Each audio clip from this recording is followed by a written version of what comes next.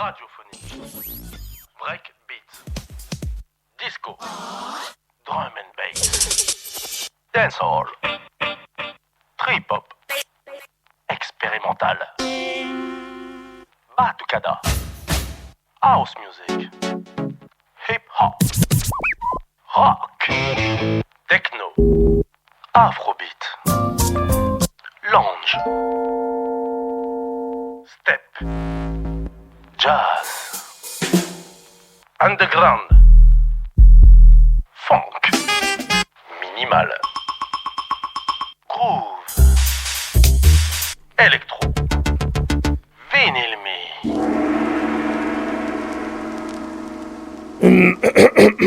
Est-ce qu'on est en vinyle? Wesley, aide-moi un peu, s'il te plaît. Mais oui, nous sommes en vinyle. Eh bien, bienvenue à toutes et à tous. Nous sommes toujours sur les bonnes ondes de RCV 99 FM. Ici commence Vinyl Me, l'émission dédiée au vinyle. Oui, j'ai bien dit vinyle. Et aux pousseurs de disques. Voire plus encore. Merci pour votre fidélité et comme à chaque fois, un mercredi sur deux, nous accueillons un artiste de notre métropole, parfois même de Belgique. Et encore une fois, et pour ne pas déroger à ce qui s'apparente à une tradition, cette émission risque d'être riche, puisque j'accueille un habitué des studios car il y est souvent invité et interviewé. Cependant, je suis heureux de l'accueillir dans Vinyl Me ce soir, car il fait partie d'un duo de musique électronique qui affirme son identité française avec douceur, subtilité, sans oublier le tempo. Douceur et subtilité, puisque l'autre membre de ce duo, que je salue très fort pour ne pas dire avec vigueur, l'autre membre de ce duo pose des textes sur la musique de notre invité et par conséquent leur musique électronique a des qualités chantantes et poétiques indéniables. Oui, leur talent est de nous suggérer leur intimité.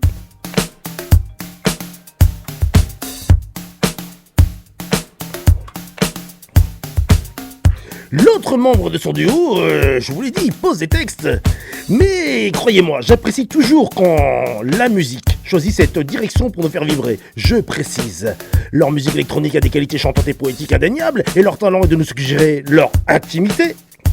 Donc pour me répéter, oui, j'apprécie toujours quand la musique choisit cette direction pour nous faire vibrer. Ainsi, leur composition flirte entre le... J'ai un chat dans la gorge, j'ai envie de tousser au micro, qu'est-ce que je fais? Je le fais ou je le fais pas? Miaou, comme dirait l'autre. Assis. Oh là là là là, excusez-moi, je reprends une petite gorgée. Je me gargarise. Vous appréciez pendant ce temps-là Wesley qui nous a préparé un spécial tapis sonore. Merci à toi Wesley, je te salue aussi. Oui. Ainsi, leur composition flirte entre mainstream et underground, avec ce petit côté pop qui les caractérise si bien. On pourrait d'ailleurs se poser la question, est-ce que la musique électronique est toujours underground? Je tâcherai de reposer cette question à notre invité un peu plus tard. Et puis, il y a leur label, au nom chatoyant de Partie Fine, qui leur permet de faire aboutir beaucoup de collaborations incroyables avec des artistes lillois, mais pas que, car là, lorsqu'on s'attarde sur leur bio, on découvre qu'un autre artiste français de renom participe à leur projet. Il s'agit du Rémois Yuxek, que je salue aussi. Peut-être que vous saurez de mon avis à la fin de cette émission. Et peut-être que vous découvrirez que notre invité est quelqu'un de tendre et généreux avec une sincérité qui lui appartient. 3 albums, je veux dire 3 projets entiers, caractérisent ce duo et notre invité aura la liberté de revenir sur ce travail incroyable. Cependant, je peux nommer les titres de ces 3 albums pour vous donner envie, si ce n'était pas déjà le cas, de les écouter. Il y a le premier, Du Rivage, et puis il y a Quand vient la nuit. Et enfin, Vol intérieur qui est sorti en janvier 2025. Ainsi, notre invité sera au micro et au platine Vinyl Me, non pas seulement pour que nous puissions l'apprécier et l'écouter, mais aussi pour nous partager son parcours et cette relation intime avec l'univers musical lillois qu'il ne connaît que trop bien. Alors, s'il vous plaît, sous vos applaudissements, accueillons ensemble, sous vos applaudissements, Cyril, compositeur du duo Weekend Affaire. Et encore désolé pour ce petit chat qui me chatouille la gotte. C'est comme ça, c'est la vie. Cyril, ravi de te recevoir. Vraiment ravi. Eh bien, merci de me recevoir. Merci. Voilà, est-ce que je suis là? Est-ce que je suis là? Est-ce qu'on m'entend? Voilà, allô, allô, allô, allô. Merci. Merci. 3-4. Oh. J'ai... Allô. Allô. Donc, les applaudissements sont déjà finis. Les allô.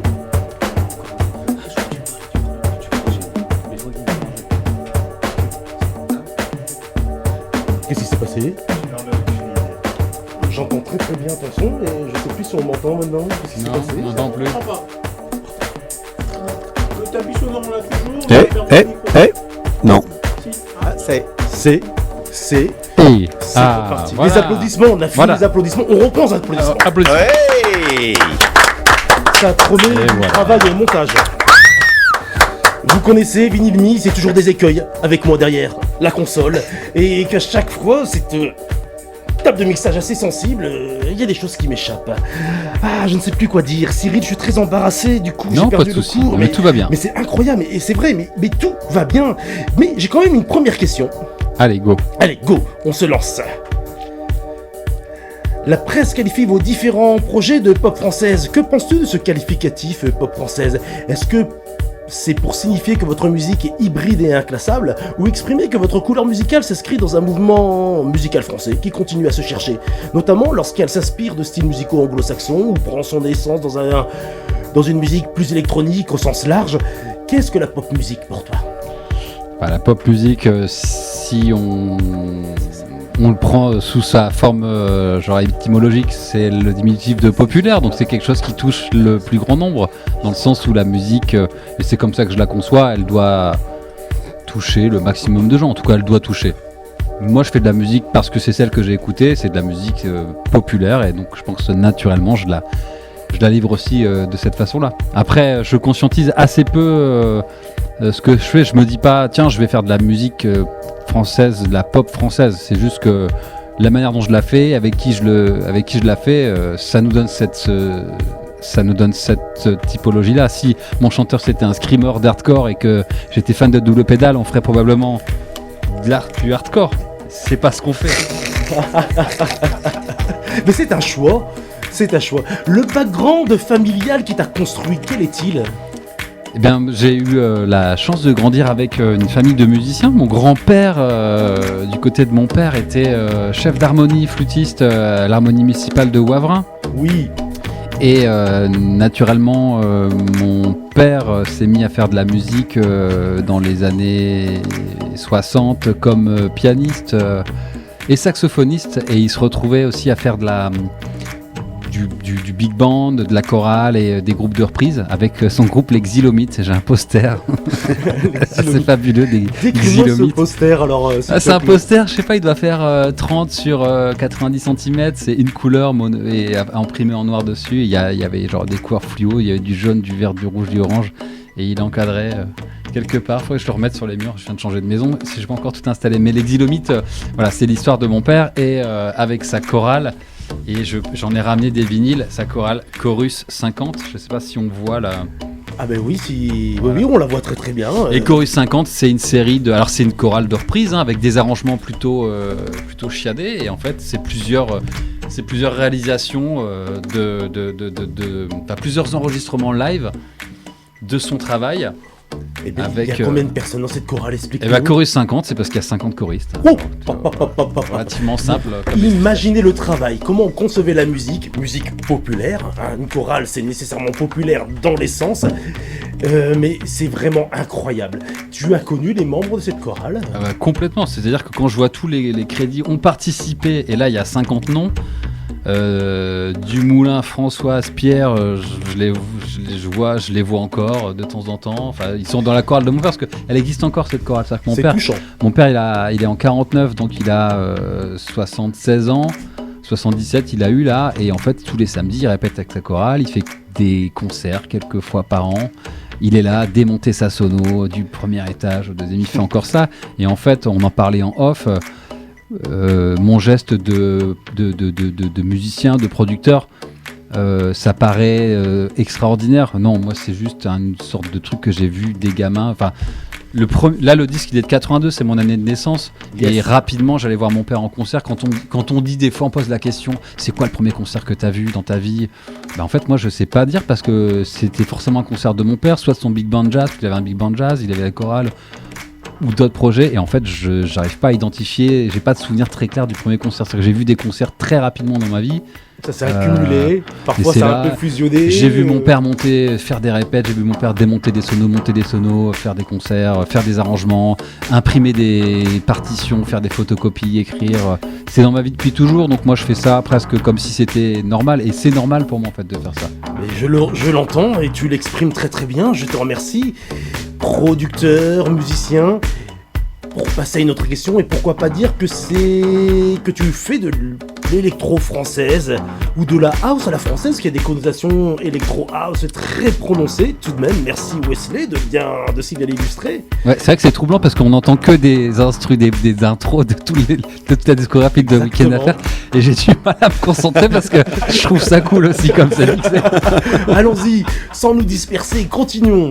Sans vouloir faire de la comparaison avec la French Touch, des morceaux de house music avec des paroles, ça a toujours existé, notamment par l'un des pionniers de ce style qui est Frankie Knuckles, et vous le faites à votre manière.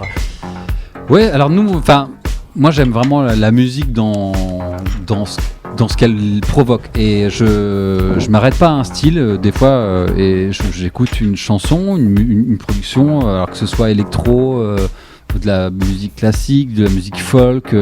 En fait, si ça fait bouger quelque chose chez moi, ça devient un morceau de cœur. Alors aujourd'hui, on a la chance d'avoir les Shazam, hop, ça rentre dans la playlist des titres aimés, et je me nourris de tout ça. Mais c'est vrai que quand on a lancé le projet Week-end Affaires, moi je sortais d'un projet d'électro post-punk qui s'appelait We Are Enfants Terribles, où on utilisait la Game Boy en 8 bits. On en écoutera un peu tout à l'heure. J'ai ramené le premier album de cette aventure-là. Et je découvrais tout doucement aussi l'électro-pop minimal avec les gars comme Metro Area, tout à fait. qui sont des... Très puissants. Moi, c'est des trucs qui m'ont marqué parce qu'il y avait une simplicité. Il y a même Colder aussi, qui est un Français qui a fait un album exceptionnel. Il n'y a qu'un album qui est vraiment génial. Et c'est des trucs qui m'ont vraiment bousculé. J'aimais assez le côté minimal qui provoquait cet état un peu de trance où t'es pas trop embarqué dans la narration mélodique ou la narration harmonique, parce que ça tourne un petit peu en boucle, mais sans le côté rébarbatif d'une boucle, plutôt le côté hypnotique. Et j'ai eu la chance de rencontrer surtout ce fabuleux parolier et interprète qui est Louis Aguilar, qui lui ne vient pas du tout de cet environnement-là. Lui, c'est vraiment un fan de la folk, l'americana, et c'est quelqu'un qui raconte des histoires. Alors il les a racontés en anglais au tout début du projet, parce que tu as parlé de 3 albums. C'est vrai que c'est 3 albums en français, mais il y en a un qui précède, qui est en anglais, qui est un petit peu à part dans notre discographie. Je mettrais peut-être le tout premier morceau de notre discographie en anglais. Je l'ai sur une compile vinyle aussi, quand on avait sorti il y a déjà quelques années. Et en fait, cette rencontre, sans qu'il y ait de direction artistique vraiment décidée, moi j'arrive avec des instrus, des synthés, des batteries, des basses, c'est ce que j'aime. Une approche peut-être un peu minimale, et Louis il arrive avec il fait aussi de la guitare et de la basse, donc on se bagarrait, mais lui il est vraiment meilleur bassiste que moi, donc il arrive avec des super lignes de basse. L'assignation Week-end Affaires, c'est aussi des lignes de basse qui sont singulières, et parce qu'elles sont jouées par un guitariste folk mélodiste, elles trouvent une place un peu différente qu'un bassiste classique, et il a aussi un talent incroyable de savoir trouver des mots de tous les jours, simples, mais mis dans le bon sens, qui raconte une histoire qui touche, parce que il y a beaucoup de lui dans les textes. Et ça s'entend énormément, et je trouve son approche jamais directe, mais très simple. Et donc ça passe comme une lettre à la poste, et ça laisse la place aussi à l'histoire qu'il veut raconter sur chaque morceau. Et après, il a ce timbre de voix qui lui appartient, qui pose l'ambiance. Et on va continuer, on va rester sur Louis, si tu veux bien. Comment l'as-tu rencontré ?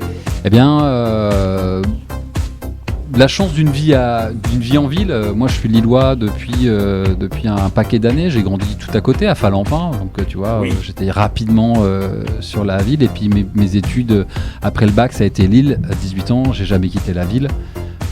Et Louis, lui, est né à Lille, a grandi à Lille, a fait un bout de ses études parce qu'il n'en a pas fait des caisses d'études. Il s'est vite échappé du système scolaire pour partir aux États-Unis, faire de la country dans des groupes accroche-toi bien, des groupes de rodéo, enfin des groupes de musique. En fait, je sais pas comment il s'est retrouvé là-dedans, mais il avait un pote qui faisait du rodéo et du coup il faisait des 800 km avec des chevaux dans des remorques. Et avant de lancer le rodéo, ou après, je sais plus trop, avec ce même gars, il faisait en trio, quatuor, de la musique genre en folk rodéo après les shows de rodéo. Et lui, il a vite quitté l'aventure des études pour partir là-dedans. Et il a appris un peu son métier en fait, tu vois, genre guitare folk, chant, interprétation. Très spécifique, à la source quasiment, ouais. dans un environnement qui s'y prêtait. Et je me souviens, parce que lui il avait déjà une carrière sous son nom, Lou Aguilar, parce qu'il a été très vite avec cette voix-là, très vite avec son héritage Bob Dylan, et à 16 ans il balançait des instrus et il cassait la gueule à tout le monde, sans vouloir casser la gueule à tout le monde, mais genre on était là, ok, le gars il a 16 ans, il a cette voix-là, il joue de la guitare comme ça. Ça lui appartient. Ça lui appartient et puis directement il a un truc à lui. Et il était aux États-Unis, moi j'étais en tournée avec We Are Enfants Terribles. Et c'est vrai qu'on était un groupe à Lille, on est rapidement sorti de notre ville pour tourner un peu partout dans le monde parce qu'on a eu la chance de signer un premier album chez le label Last Gang, qui est un label de Toronto qui a dans son roster Crystal Castle, Mastercraft, Metric, qui est un peu le headbanger nord-américain. Donc tu signais chez eux, nous on a signé chez eux, on s'est retrouvés, genre il y a eu dans la semaine, il y a eu genre 50 mails de tous les clubs d'Europe qui voulaient nous faire jouer, et donc on a eu genre un an de tournée, on était tout le temps sur la route, et je me souviens à l'époque, on avait plus de fois joué à New York, à Berlin, et même je crois qu'on avait fait plus de dates en Chine qu'à Lille. C'est vrai, oui. Et en fait quand t'es lillois depuis toujours, parce que j'avais eu des groupes avant qui avaient plus ou moins marché, mais pas vraiment, d'un coup d'un seul, tu viens l'enfant du pays qui a réussi un truc. Pas forcément réussi sa carrière, mais réussi un truc, c'est de pouvoir déjà jouer ailleurs. Et transformer l'essai. Ouais, transformer le premier essai, c'est pas ça que tu vois. Genre après, j'aime bien l'idée qu'on est toujours en développement dans sa vie d'artiste. Et Louis avait trouvé notre propos artistique très intéressant, il comprenait pas, il disait putain je comprends pas ce que vous faites mais ça me touche, je trouve ça fou, et j'avais trouvé ça assez cool parce que c'est vrai que dans le milieu tu peux apprécier les gens sans leur dire, et lui il avait été franc du collier dans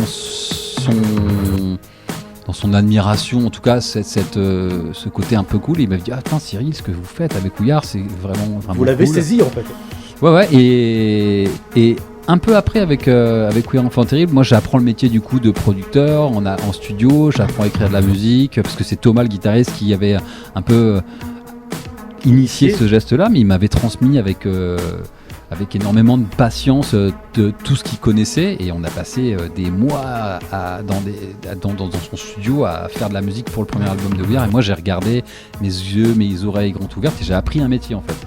Et je me suis mis à faire de la musique pour We Are Enfants Terribles, mais il y avait de la musique qui, dans la couleur, ne fonctionnait pas avec We Are Enfants Terribles. Et j'ai collecté un petit peu des instrus, et je me disais, putain merde, c'est comme des trucs, je sens la vibe, je sens que c'est cool, mais ça va pas marcher pour We Are Enfants Terribles. Louis est rentré des États-Unis, je lui ai dit, écoute mec, j'ai des instrus, toi t'as une voix, vas-y on se voit, et le projet a démarré comme ça, assez simplement. Félicitations. Tu as eu le temps de nous expliquer une partie de ton inspiration, tu viens de le définir, une partie de ton background, notamment familial, comment cela t'a influencé. Et là, je voudrais aborder les ponts que tu as pu faire avec les artistes lillois dans les années 2010, c'est bien ça, si je ne me trompe pas. Ouais, alors en fait, on a signé ce premier album chez Last Gang, ça se passe très bien, mais c'est crise du disque, alors c'est la fin de MySpace, le début des plateformes, le disque se vend plus, mais il n'y a pas encore d'économie sur le disque, et naturellement, mais comme beaucoup, on avait un deal de 2 albums, on se fait virer après le premier. Et on se dit bon bah c'est pas grave, on a un deuxième album en cours, on n'a pas tout compris, mais on a compris suffisamment pour faire tout seul, et on monte notre label, on monte Play It Loudly Records en 2009, et on sort notre disque en 2012, le temps de mettre les choses en place. Et une fois qu'on avait compris un petit peu comment on travaillait un projet, dans ses budgets, dans ses plannings, on a aussi compris le délire de la subvention, parce qu'on est très chanceux en France d'avoir des sociétés civiles comme la SACEM, la SCPP, la SCPP, SCPPF qui collectent des droits pour les diffuseurs et qui ont des budgets alloués à la production. Donc si on fait bien les dossiers, on a de l'argent pour produire des disques. Ça, c'est vraiment fabuleux en France. Et nous, on l'a fait pour nous. On a eu des subventions et on s'est dit putain, mais en fait, on va le faire pour nos copains. Parce qu'on avait plein d'artistes qui nous entouraient depuis longtemps. Je pense à Jim, Pérou, Vilain. On va en écouter un petit peu. J'ai ramené des vinyles. Je sais pas si on arrivera à tout écouter au final, mais j'ai ramené beaucoup de choses. Et du coup, on s'est retrouvés à être vraiment plugués les mains dans le cambouis avec une grosse partie de la scène. Et évidemment, quand vous avez un trio, bassiste, guitare, batterie d'un groupe, le batteur il est aussi batteur de 3 autres groupes. Et donc en fait, on connaissait toute la scène à cette époque-là. Et les Human, on les a rencontrés, ils sortaient leur premier disque, Human que tout le monde connaît maintenant parce que c'est un groupe qui voyage fort, enfin leur musique voyage fort.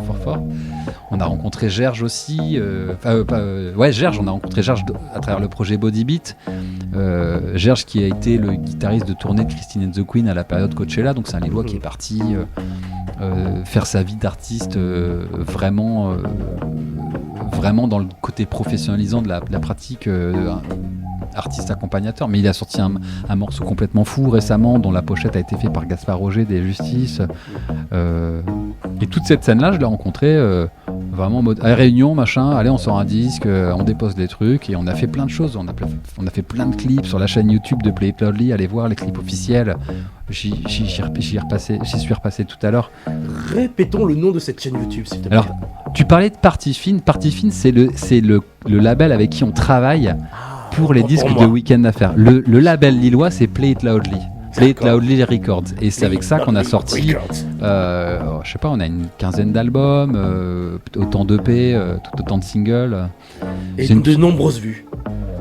Ah, ça dépend les projets. En fait, il y a des projets qui sont, je pense à Twirl, qui était un projet très rock lofi, qui était exceptionnel, mais qu'on n'a pas réussi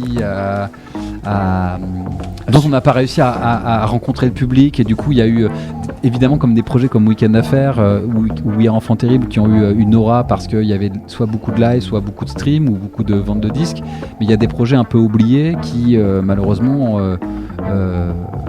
méritait beaucoup plus de visibilité à l'époque, mais en même temps, nous on a les bandes, on défend tout ça, si ça se trouve dans 20 ans il va se passer un truc, et Pérou, qui est un disque aussi que j'ai ramené là, ça ressortira parce que il se passera un truc dans un film, ou dans une pub peut-être, ou que ça sera une trend TikTok avec un morceau de 30 ans, on sait pas, la musique a cette chance de, une fois qu'elle est figée, fixée, elle a cette chance d'être là pour toujours et pour tout le monde. Ce qui m'épate, Cyril, c'est que en espace de 20 minutes, tu vas nous expliquer que tu avais plusieurs casquettes. Ça tombe bien, t'emportunes ce soir. Mais comment fait-on pour avoir autant de casquettes au-dessus des oreilles? La curiosité, c'est vraiment le truc, je pense, qui nous a amené à embrasser tous les métiers de la musique et dans ce qu'elle est. C'est vrai que je me souviens quand j'avais 14 ans et que j'ai monté mon propre groupe, comme mon daron à la même époque chez lui, sans vraiment le savoir, parce que j'ai découvert les affiches d'Exilomite beaucoup plus tard sans qu'il me dise qu'il avait ce groupe-là. J'ai eu l'impression d'ouvrir une porte, donc le porte du monde de la musique, en me disant putain, c'est un monde infini. C'est ça. Je vais m'amuser toute ma vie, mais je vais jamais voir le bout. Et c'est vrai qu'après 20 ans de carrière, un petit peu comme dans The Truman Show, j'ai touché les murs de tous les bouts de cet univers. Je maîtrise pas tout et je suis pas en capacité de réussir tout ce que j'entreprends, mais j'ai compris tous les ressorts de l'industrie par curiosité. Et c'est vrai qu'à chaque fois qu'on a eu besoin de faire quelque chose, soit on trouvait un partenaire qui nous accompagnait, soit on le trouvait pas et on se disait c'est pas grave, on va se renseigner, on va apprendre à faire ça. Donc on a appris à produire des disques au sens vraiment appeler un presseur, appeler un graphiste, comment on fait des fichiers pour la presse, comment on presse les disques. On a appelé des distributeurs et après on s'est dit on va monter une boutique en ligne parce qu'en fait on a le temps de faire ça aussi. On est devenu donc producteur en touchant des aides pour produire des artistes. On est devenu éditeur de nos propres morceaux parce qu'on a compris une partie du business à cet endroit-là. Et c'est vraiment la curiosité qui nous a amené à embrasser tous ces métiers. Et je suis content parce que finalement, ils se nourrissent tous les métiers. Vu que c'est tous des métiers autour de la musique, ils se nourrissent tous. Ça c'est vraiment un truc important. C'est que moi je fais pas un truc qui est pas connecté à la musique et qui fait pas avancer le geste global de cet amour que j'ai pour la musique. Chères auditrices, chers auditeurs, vous êtes toujours sur RCV 99 FM, il est 20h55, vous êtes dans Vinyl Me. Nous accueillons Cyril du duo Week-end Affaires. Et avant que tu passes derrière les platines, faire ta sélection, et peut-être que tu pourras te permettre de la commenter en direct. Je vais la commenter, il y a trop de trucs à dire, je suis désolé. Comment on continue à rester dans le vinyle? Pourquoi garder ce support? On garde ce support parce que il y a un amour de l'objet évidemment, c'est aussi l'occasion d'avoir son artwork en très gros parce que c'est vrai qu'aujourd'hui un artwork c'est une miniature d'1 cm² sur Spotify, c'est tout ce que c'est aujourd'hui. Même quand tu veux voir l'artwork, ça envoie des vidéos qui défilent, t'as plus l'artwork, ça me frustre, une violence. Donc bon, ça c'est une des premières raisons. Et évidemment, bon, il y a un rapport charnel à l'objet, c'est vrai que le sillon qui passe et tout, mais c'est presque c'est des lubies parce qu'en fait un CD finalement ça a une meilleure qualité qu'un vinyle. En vrai, l'objet est froid et peut-être un peu plus temporel dans le sens où tu t'assois dessus, c'est fini. Le CD cristal il disparaît. Moi j'ai plein de collections de CD, ils sont tous niqués parce que je les rangeais pas dans les boîtes, ils sont tous rayés. Le format CD, tu sais que tu l'emmenais, moi j'avais des Discman au lycée, Très peu ont réussi à garder leur Dixman ou leur Walkman, alors qu'aujourd'hui c'est devenu un objet de collection qui a sa valeur. Mais le vinyle, comme tu pouvais pas le trimballer partout, bon, tu l'as gardé et les objets, tu vois, là je vais te sortir un vinyle de 82 de Chorus 50 qui s'appelle Pour le plaisir, probablement parce que c'est une reprise d'Herbert Léonard. Yes. Bon, il est même pas sur le disque, mais l'album s'appelle Pour le plaisir. Bon celui-là, tu vois, personne l'a foutu dans sa voiture sur une plage arrière qui a pris le soleil. Donc tout va bien, si on va l'écouter, il va être probablement dégueulasse parce que je connais bien ceux qui ont bossé là-dessus. C'est le but de l'émission, écouter des vinyles, réapprécier le grain, réapprécier aussi la qualité d'enregistrement qui a bougé avec le temps ou qui n'était pas la même à l'époque qu'aujourd'hui, qu'importe. L'objet est à célébrer. Oui, carrément. Non mais et puis voilà, puis c'est aussi, quand tu t'engages dans un vinyle, comme c'est des vrais gestes aussi économiques, c'est-à-dire que quand t'as sorti 100 vinyles, c'est un peu le toboggan qui t'oblige à faire l'effort pour qu'il soit proposé, écouté, vendu, qui rentre dans l'économie. C'est-à-dire que c'est presque engageant. C'est presque engageant dans le besoin de faire vivre le projet. Vraiment, t'as 100 vinyles chez toi, faut y aller quoi. Yes. Et restons sur la discussion du vinyle. Avec qui travaillez-vous pour faire des pochettes d'albums que je trouve très réussies? Moi j'aime bien j'aime les 3 pochettes des 3 albums, mais quand vient la nuit, le coup de l'oreiller, c'est absolument génial. On a eu la chance sur cet album-là de travailler avec Sylvie Difrao. Alors c'est marrant parce que regarde, Difrao, c'est aussi cette pochette-là. De We Are Enfant Terrible, qui est un mash-up absolument affreux de nos 3 têtes. Donc la chanteuse, Clotilde, Thomas et Cyril. Et moi du coup. Très bien. Il est dégueulasse ce personnage. Et Sylvie Difrao, c'est une vieille copine dans l'amitié de Clotilde, la chanteuse. D'accord. Et Sylvie, elle fait ça depuis toujours pour plein d'artistes. Là, elle a signé la pochette de la réédition collector de Mylène Farmer. Elle travaille vraiment dans l'industrie du graphisme du disque. Et évidemment, elle nous a fait ça. Et comme c'est quelqu'un d'exceptionnel, haut en couleur, avec énormément de culture, de franc-parler, et pourtant avec ce côté assez sensible et précieux. Et bien naturellement, nous, quand on a pensé quand on s'est dit tiens, il nous faut quelqu'un à la direction artistique du graphisme de ce disque-là, on va appeler Sylvie. Et nous, l'album s'appelait Quand vient la nuit, parce qu'il y a quelque chose d'assez post-Covid. Même cet album devait sortir avant le Covid. Et un mois avant, on se dit on va pas le sortir là, on pourra pas le tourner. Et c'est quelque chose d'assez introspectif, comme tous les disques, mais celui-là il est un peu plus dur dans les paroles, je le trouve un peu plus dur. C'est-à-dire que tu le mets, c'est moins un disque poolside, c'est moins un disque, il est moins solaire. C'est vraiment un truc, quand t'écoutes le morceau Quand vient la nuit, moi je l'ai écouté la première fois que je l'ai entendu, que j'ai reçu, parce que moi j'envoie des instrus à Louis et il m'envoie l'instru avec ses paroles. Quand j'ai écouté les textes, ça résonnait tellement avec une partie de ma vie que j'ai vraiment eu des frissons. Et je me suis dit, il m'a encore cueilli sur un texte. Mais tu le mets pas à la communion de ta nièce, celui-là, tu vois. Tu fais pas de farandole sur ce morceau-là. Il est fort, mais il est fort à certains endroits de ta vie, tu vois.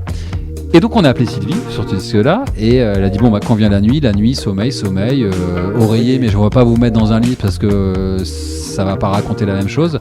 On va prendre un drap, on va prendre des oreillers, on va foutre dans un décor et je lui ai dit écoute moi j'habite dans un quartier qui s'appelle Euratech, TV. J'y vis aussi, j'aurais pas dû le dire mais j'y vis aussi, on y est bien. Et Et en fait elle nous a dit prenez des couettes, des oreillers, on part en shoot. ça m'a scié parce que quand je suis rentré chez moi après te l'avoir acheté ce vinyle il y a quelques semaines, le lendemain j'apprécie l'objet, je le serre entre les mains, je le tourne et puis je dis mais ça c'est l'une des petites ruelles dans lesquelles j'aime balader après le boulot, histoire de me relâcher.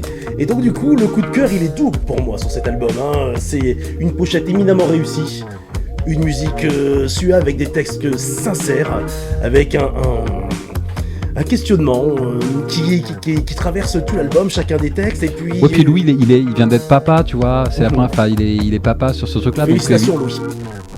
Bah, c'était un moment, parce que l'album, il a 4 ans, mais... Il venait d'être papa. Mais non, il était déjà papa, mais c'est la première fois qu'il chantait un album, et qu'il écrivait un album en étant papa. Celui d'avant, il n'était pas encore papa, ou tout juste, il n'avait pas compris, il n'avait pas pris toute la parentalité en pleine tête. Et du coup, il écrit des textes un peu différents. Il écrit un texte, là, l'instru qu'on entend, c'est un morceau qui s'appelle Dépêche-toi, parce que d'un coup d'un seul, le temps qu'il avait pour lui disparaît et il doit se dépêcher tout le temps en fait. Il doit se dépêcher tout le temps et c'est ce qu'il raconte un peu dans ce morceau-là, évidemment avec sa poésie, avec ses mots.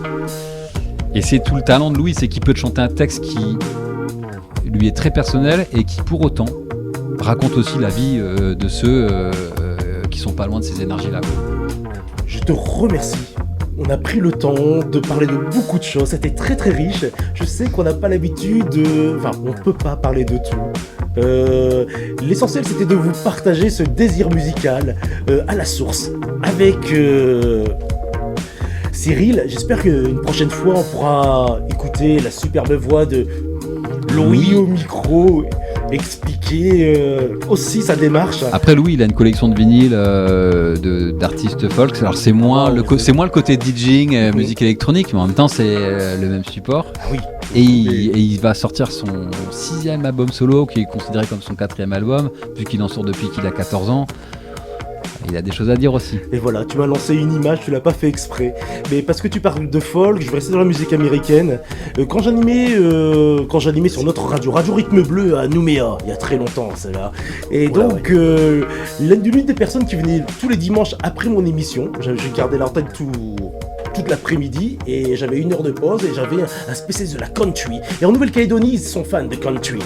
Il y a beaucoup de vachers, la viande y est excellente, mais alors la culture de la country, c'est quelque chose de très spécifique et c'est aussi très très riche. Et pour ça, je partage, quand tu me parles de la vie de Louis aux États-Unis, j'ai aussi ces images-là, un peu plus sauvages, un peu plus rustres, mais aussi au contact de la nature, au contact des animaux, et avec tout ce show autour du rodéo. Oui, ça va être assez fantastique, car à Nouméa en Nouvelle-Calédonie aussi, nous faisons du rodéo, il paraît. En tout cas, merci pour cette richesse, merci pour cet échange. Je te propose de libérer Wesley qui nous a fait un super travail ce soir. Ouais, merci Wesley. Il nous a baladé. Il m'a pas facilité le boulot, parce que du coup, moi j'ai toutes les instrus, je les trouve trop bien bouclés, je me dis il y a presque un album de bootleg. Ça lui appartient, merci Wesley. Et puis on va te laisser glisser derrière les platines. Allez, j'y vais. Avec ce stock de vinyle incroyable. On va voir des échanges assez directs et musicaux, vous allez voir. L'émission continue, restez avec nous, 21h04, RCV 99 FM, Vinyl Me. Dans une demi-heure, vous retrouverez un sélecteur d'idées sur cette même antenne. Attention, nous sommes toujours là.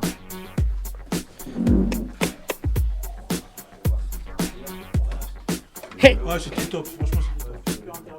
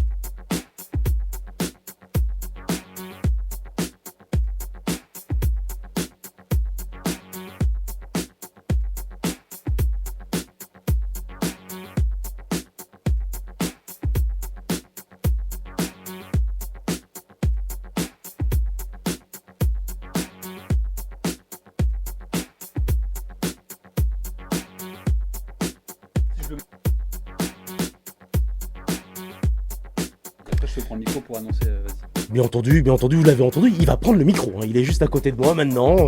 On est en façade, là, côte à côte. Cyril reprend la main derrière les platines.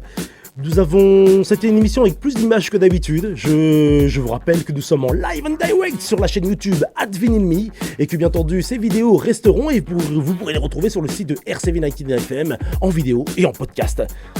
Allez. Et là, moi, je vous envoie Owen the Sense d'un arrangement de mon père. Non, attendez, c'est pas le bon vinyle, n'importe quoi. Non. Non, voilà. Non, c'est qu'est-ce qu'on attend. C'est quand même un arrangement de mon père vu qu'il faisait tous les arrangements de Chorus 50. Et attention, parce que ça date un petit peu, on est en 87, le 7 mai, enregistré dans l'église de Wavrin. Yes.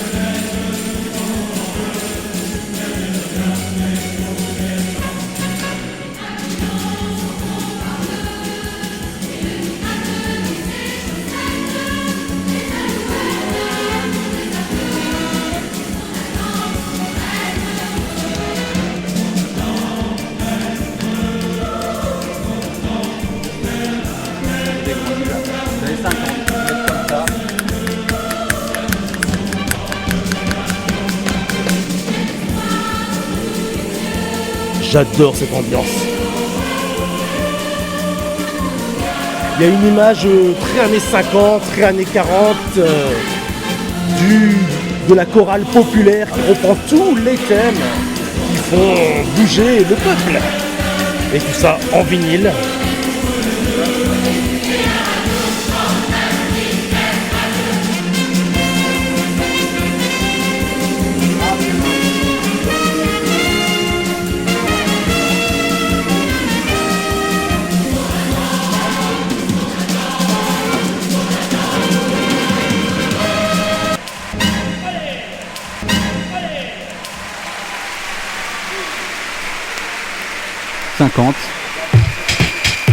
C'était Chorus 50. Et bien d'années plus tard, en 2010, on sortait avec We Are Infantry mon premier vinyle, le mien, avec ce morceau Wild Child qui est sorti sur le label Last Gang. Et là, on retrouve l'électro de l'émission. Alors, mais Enfant Terrible, c'est aussi le nom d'un festival à Lille, n'est-ce pas? Avec Urban Dance Squad sur la Grand Place, en concert gratuit, Noir Désir, Midnight Hall, Porno for Pewas, dans le stade Grimont-Fréjoris, avant que le stade Pierre-Mauroy n'existe. C'est cliché.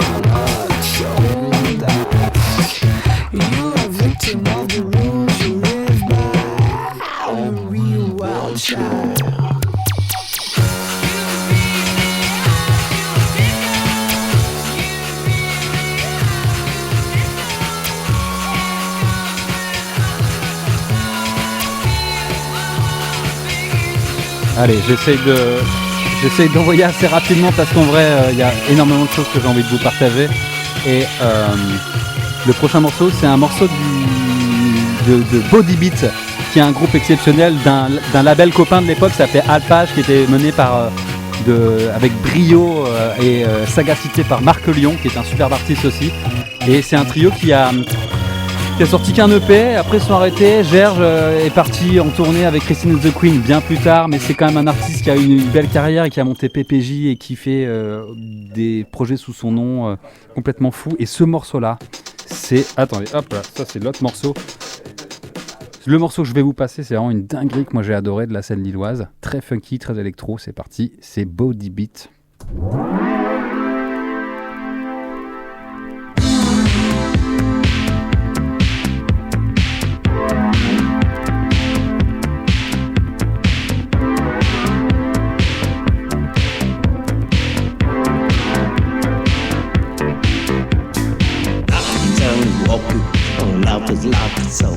Won't jump off the nigga early in the morning with a naked fit on the cold floor. Ho, ho, ho. She walks alone. Morning radio got news. Next weather sound of radio. She drives it big back, champagne blue. And a ecstasy of a dream.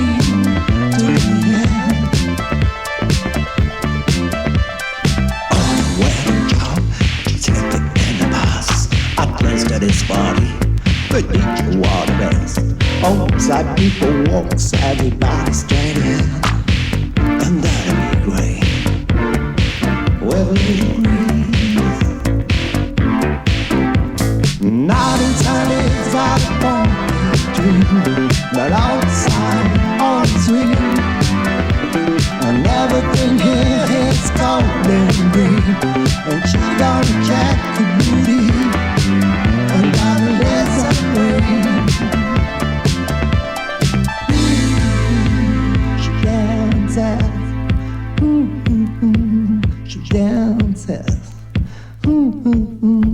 She dances, she dances. All day long she don't, but she's a smiley. Fish and chips, crumbled on my phone. I'm the perfect dream. Chocolate and coffee for Samoa. But for tonight she's got a funky thing. She can forget heaven was here, and everything here is golden green. And she gonna check the beauty with BCB. She's got a funky thing.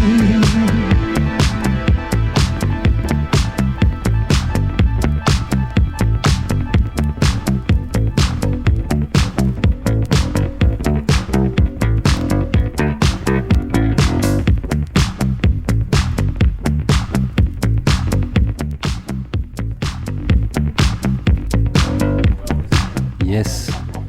Et on va continuer du coup avec un morceau de We Are Enfants Terribles du premier album du coup, où la Game Boy était un instrument qu'on utilisait beaucoup, et c'est un peu ce qui a été la signature du projet. Et on avait une Game Boy sur scène, je me souviens d'un festival, des Eurocaines de Belfort, on avait une Game Boy Nintendo DS avec un émulateur de Game Boy dedans. Et on posait ça sur scène et ça faisait cric cric, et les mecs ils nous regardaient avec des yeux comme ça. Je fais, qu'est-ce que vous foutez les gars, c'est impossible de faire ça. Et c'était vraiment la signature du groupe, d'être punk, de rien avoir à foutre et de faire des lives un petit peu très intenses dans l'énergie. Et ce morceau là, je pense que c'est le morceau qui représente vraiment le plus l'énergie du groupe. Guitare, batterie folle, chant complètement... je vais vous le faire écouter, ça sera bien plus simple que de l'expliquer en fait. Allez, c'est parti. Lobster Quadrille de We Are Enfants Terribles.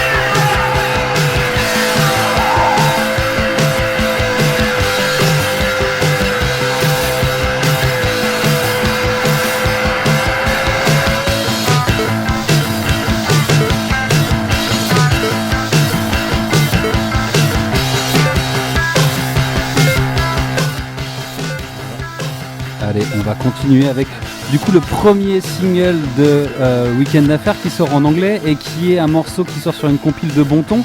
Et en fait cette compile, je sais pas pourquoi elle a disparu des plateformes, donc c'est un morceau qui n'existe plus de manière digitale, il n'existe que là, en vinyle. Donc ce soir on l'écoute, c'est Boxing Queen, c'est le tout premier morceau de Weekend Affair, celui qui fait qu'on démarre cette carrière qui nous vaut cette invitation dans cette magnifique émission autour du vinyle. Mais pourquoi tu dis ça? Parce que j'en suis très content, je suis très content de ce moment, parce que ça me permet moi de revivre tout ça. Boxing Queen, Weekend Affair.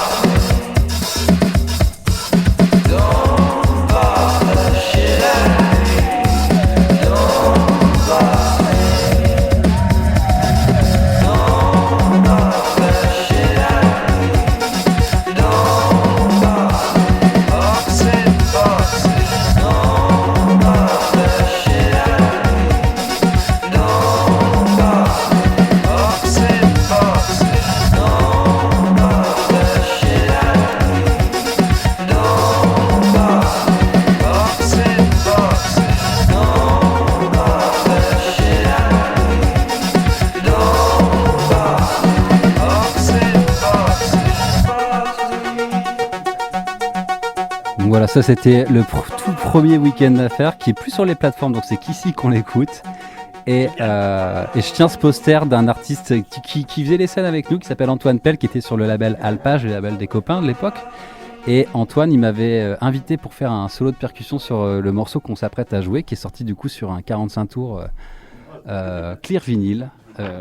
Et c'est un artiste qui est vraiment d'un gosse. Je l'aime de tout cœur. Dans ce qu'il a fait, dans sa manière de l'avoir fait aussi. J'espère qu'il nous retournera vite, parce qu'il m'a envoyé il y a déjà 7-8 mois des démos en me disant qu'est-ce que t'en penses, et je m'en veux parce que c'est un moment de ma vie où j'avais pas vraiment le temps de faire ça. Je lui ai pas répondu alors que ces trucs c'est des bangers. Antoine, vas-y, sors-les tes morceaux, ils sont vraiment cool. Allez, on écoute ce morceau qui défonce. Accrochez-vous, c'est Antoine Pell. Dédicace à Antoine Pell.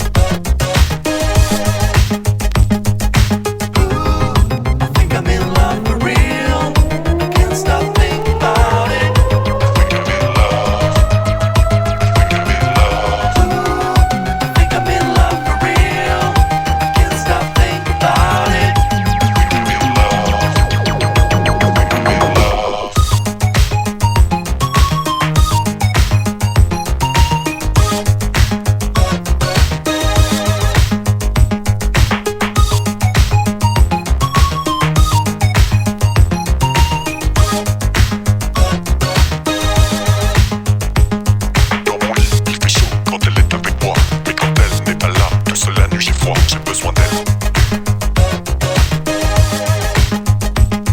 Quand je rêve, je m'accroche à ses cheveux bouclés. Je vais dans son oreille et je dors dans son nez. Je rêve d'elle.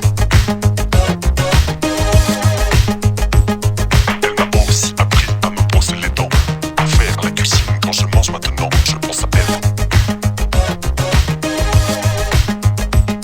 Je lui fais un bisou, elle me fait un bisou. Je lui fais un bisou, elle me fait un bisou. Elle est si belle.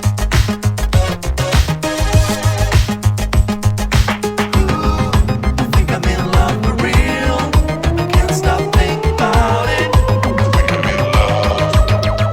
Think I'm in love. Think I'm in love for real. Can't stop thinking about it. Think I'm in love. Allez, petit solo de percussion par votre serviteur.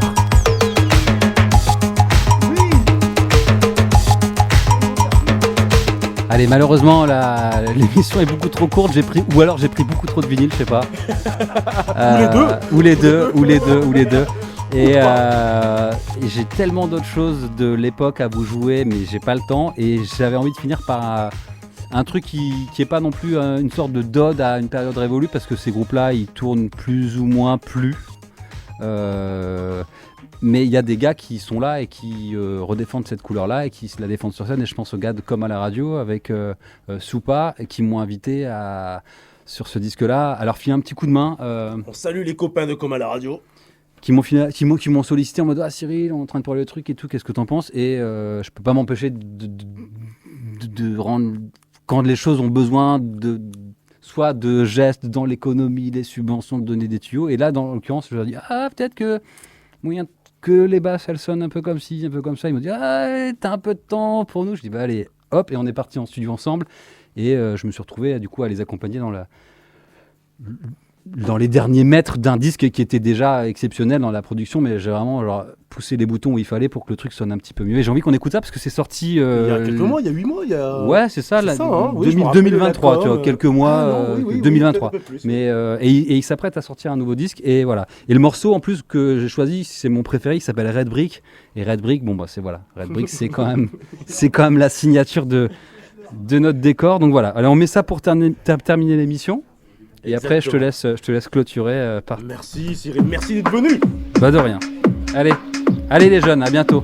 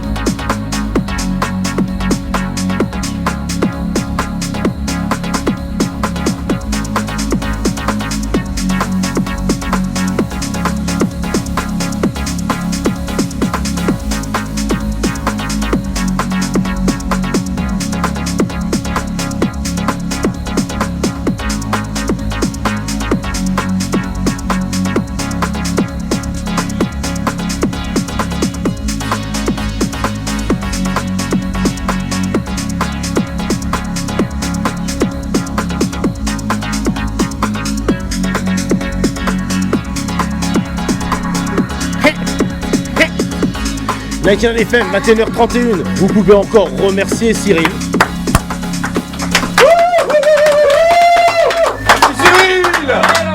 Voilà, tout est dit. Tout est dit. Wesley, Émeric, Sylvain, Nico, Voilà, nous en sommes là. Bisous.